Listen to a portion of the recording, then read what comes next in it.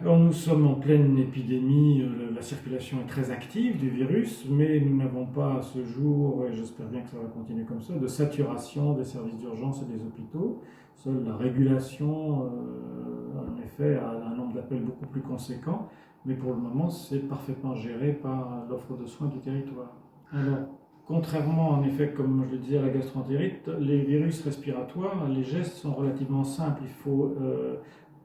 comme on dit, faire de la distanciation sociale, donc pas de bise à tout va,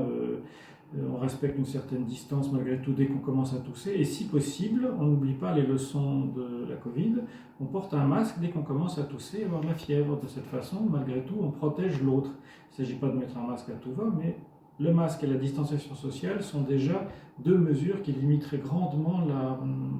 l'épidémie de grippe. Les populations, les enfants de moins de 15 ans sont touchés parce qu'ils n'ont jamais été en contact avec ce virus, donc en effet ils sont touchés, mais ils réagissent globalement beaucoup mieux que les personnes de plus de 65 ans, surtout quand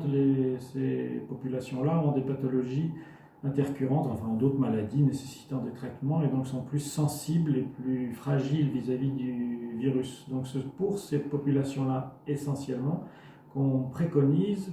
de se faire vacciner même maintenant, puisque la campagne de vaccination a été poursuivie jusqu'au 28 février du fait de cette épidémie et du pic actuel. Je suis toujours d'un naturel optimiste, donc je pense que malgré tout, on va arriver à la contenir et qu'on ne devrait pas aller vers une saturation catastrophique de notre système de santé du fait de cette épidémie cette année.